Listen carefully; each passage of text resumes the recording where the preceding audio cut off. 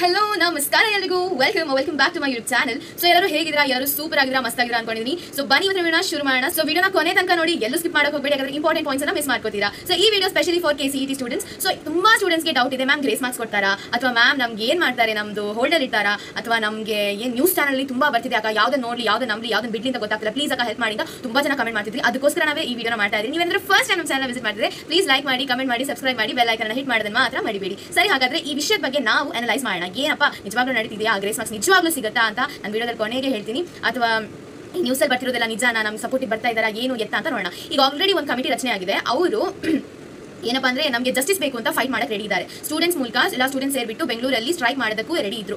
But ಮಾಡಿದಾರು, ಆದರೆ ಅದ್ರ results ಏನು ಅಂತ ಇನ್ನೂ ಸಿಗ್ತಾ ಇಲ್ಲ, ಅದ್ರ ಔಟ್ಕಮ್ ಏನು ಬಂತು ಅಂತ even I don't know right now. So ಅದು ಬಿಟ್ಟು ಇನ್ನೊಂದು ಕಮಿಟಿ ರಚನೆ ಆಗಿದೆ. ಸೊ ಇದು ತುಂಬಾ serious point to be noted.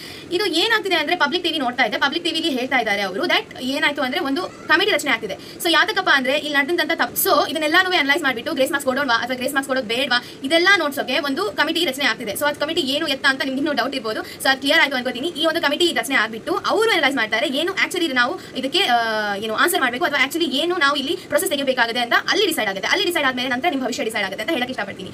So grace marks ಕೊಡ್ತಾರಾ, ಇದು ಪ್ರಶ್ನೆ ಪ್ರತಿಯೊಬ್ಬರಿಗೂ ಇದೆ. ಸಾರಿ, ಸ್ವಲ್ಪ ಕಫ್ ಇದೆ. ಸೊ ಗ್ರೇಸ್ ಮಾರ್ಕ್ಸ್ ಕೊಡ್ತಾರಾ? ಗ್ರೇಸ್ ಮಾರ್ಕ್ಸ್ ಅಂದ್ರೆ ನನ್ನ ಪ್ರಕಾರ ಕೊಡಲೇಬೇಕು. ಬಟ್ ದೆನ್ ಇನ್ನೊಂದು ಪಾಯಿಂಟ್ ಅಲ್ಲಿ KEA Karnataka examination so called authority ಅವರು ಗ್ರೇಸ್ ಮಾರ್ಕ್ಸ್ ಕೊಟ್ಟಿರೋದನ್ನ I have never seen. Even ನನ್ನ ಟೈಮಲ್ಲಿ ಕೊಟ್ಟಿದ್ದಾರೆ for board exams. But then still that was boards ಆದ್ರೆ ಕೊಡ್ಬೋದು. ಬಟ್ ಇದು ಕಾಂಪಿಟೇಟಿವ್ ಎಕ್ಸಾಮ್ಸ್, ಕಾಂಪಿಟೇಷನ್. ಇವಾಗ ಗ್ರೇಸ್ ಮಾರ್ಕ್ಸ್ ಕೊಟ್ಟರು ಅನ್ಕೊಳ್ಳೋಣ, ಕೊಟ್ಟರು ನಿಮ್ಗೆ ಅಡ್ವಾಂಟೇಜಸ್ ಇದೆ ಅಂತ ಅನ್ಕೊಳ್ತಿರ್ಬೋದು. ಆದ್ರೆ ನಿಮ್ಮ ರ್ಯಾಂಕ್ ಬಗ್ಗೆ ಚಿಂತೆ ಮಾಡ್ರು, ಹೇಗೆ ಹೇಳಿ.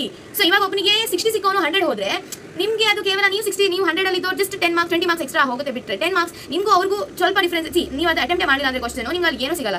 ಬಟ್ ಇವ್ನು ಅಟೆಂಪ್ಟ್ ಮಾಡಿದಾನೆ ಅಂದ್ರೆ ಸೊ ಇದು I feel this is what ಇಲ್ಲೂ ಇಂಜಸ್ಟಿಸ್ ಆಗುತ್ತೆ. ಪುನಃ ಇಲ್ಲಿ ಕಷ್ಟಪಟ್ಟವ್ರಿಗೊಂದಾಗುತ್ತೆ, ಕಷ್ಟಪಡದೇ ಇರೋದೊಂದಾಗುತ್ತೆ. ಸೊ ಗ್ರೇಸ್ ಮಾರ್ಕ್ಸ್ ನನ್ನ ಪ್ರಕಾರ ಕೊಡಬಾರ್ದು ಅನ್ಸುತ್ತೆ. ಯಾಕಂದ್ರೆ that is what I feel like. Grace marks ಕೊಟ್ಬಿಟ್ಟು ಏನಾದ್ರೂ ಆಗೋದಂದ್ರೆ it's all like impossible I feel like. Okay, forget, ಆ ವಿಷಯ ಬಿಡೋಣ. ಇಷ್ಟೆಲ್ಲ ವಿಷಯ ನಾವು ಮಾತಾಡಿದ್ವಿ. ನೆಕ್ಸ್ಟ್ ನಮ್ಮ ಕೈಯಲ್ಲಿ ಏನಿದೆ?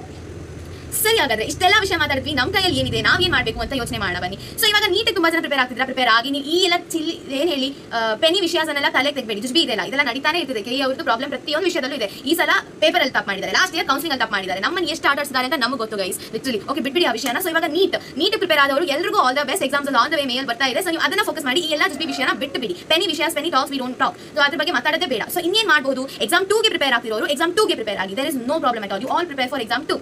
That is what I feel like. So ಇಷ್ಟೆಲ್ಲ at the end of the day, at the conclusion, I would like to say thank you everyone for watching the video. Grace marks sigli ಅಥವಾ ಸಿಗದೆ ಹೋಗಲಿ, ನಾವು ನಮ್ಮ preparation ಮಾಡಬೇಕಾಗುತ್ತೆ. KCET ಮಾತ್ರ prepare ಆಗ್ತಿರೋರು it is fine, ನೀವು enjoy ಮಾಡ್ಕೊಳ್ಳಿ life ಅನ್ನ ಇವಾಗ. ಬಟ್ ಟೆನ್ಷನ್ ಎಲ್ಲ ಮಾಡಕ್ಕೆ ಹೋಗಬೇಡಿ. As a sister, as a your ಅಕ್ಕ ಹೇಳ್ತಿದ್ದೀನಿ, ಎಲ್ಲ ಭಯ ಪಡಕ್ಕೆ ಹೋಗಬೇಡ್ರು.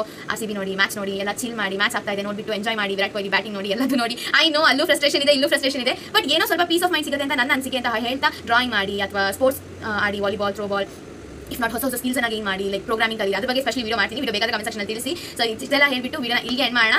Thank you so much everyone. Bye bye. Thank you, ಧನ್ಯವಾದಗಳು. Thank you so much.